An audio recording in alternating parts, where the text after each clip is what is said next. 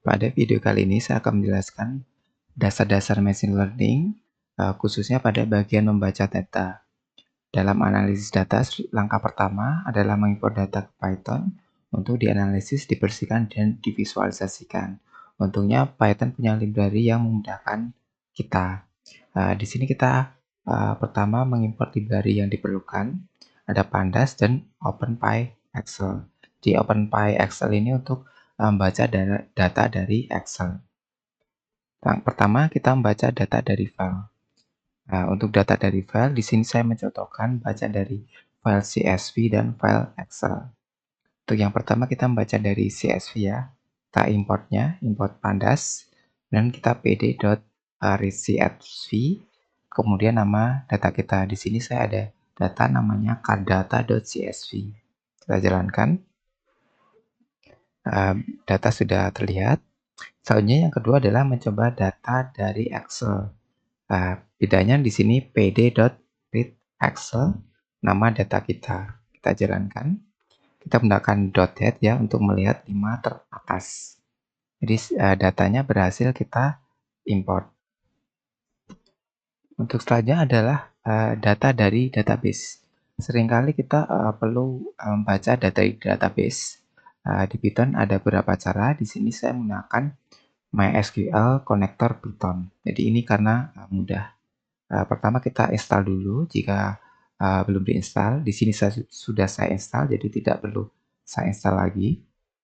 Kemudian kita pertama lihat OS dan load.env.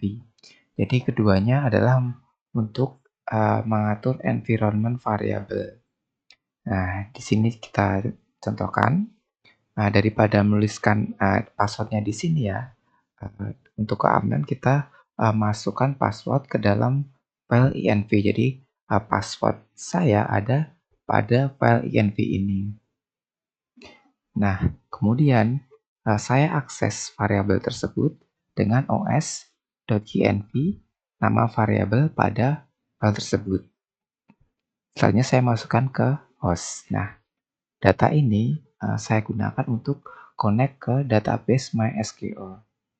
Caranya adalah MySQL connector dan .connect ya. Kita masukkan passwordnya. Di sini passwordnya, menulis password ya. Password begini tidak aman, makanya kita gunakan environment variable. Kita masukkan password. Nah, dengan begini kalian tidak tahu apa password milik saya. Kemudian di sini jika koneksi berhasil maka akan print. Jika error maka print error. Selanjutnya terakhir adalah menutup koneksi. Nah, di sini berhasil terhubung.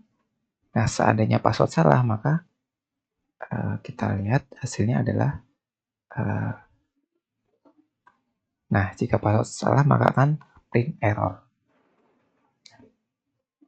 Nah, selanjutnya dari data koneksi tersebut kita buat function agar lebih mudah digunakan berkali-kali. Jadi ini adalah function untuk membuat koneksi. Selanjutnya adalah function untuk membuat query. Nah, di function ini kita menggunakan function pertama tadi. Jadi kita membuat koneksi. Jadi dari data ini ya, kita buat koneksi. Setelah terhubung kita membuat cursor object. Setelahnya membuat query ya. Ini adalah query SQL query-nya. Kemudian kita eksekusi. Setelah kita eksekusi, kita ambil hasilnya. Jadi hasilnya kita simpan ke dalam objek result. Kemudian kita print masing-masing. Lihat di sini ada dictionary, jadi hasilnya adalah nanti dictionary. Kita jalankan. Nah, terlihat dictionary yang berisi data dari database kita. Order ID adalah nama kolom, ini datanya. Customer name nama kolom, ini namanya, dan begitu seterusnya. Nah, selanjutnya kita membuat koneksi pada fungsi ini. Kita tidak melakukan print tapi menyimpan ya. Di sini hasil query tersebut, hasil query saya simpan ke dalam data frame pandas. Di caranya pd.read SQL query-nya dan connection dan parameternya. Kita jalankan. Nah, terlihat datanya sudah muncul. Kemudian saya ingin menyimpannya ke dalam data furnitur. Sekarang kita jalankan.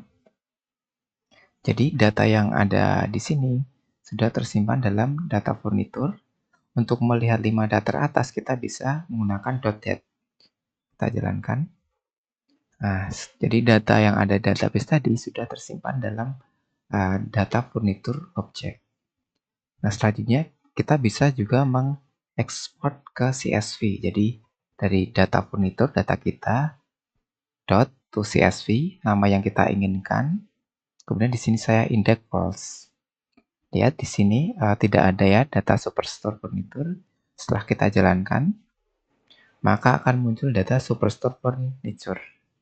Begitulah tutorial pada kali ini. Jadi kita sudah membaca data dari file, kemudian kita membaca dari database, menyimpannya ke dalam pandas data frame, kemudian mengekspornya ke file CSV. Terima kasih, sampai jumpa.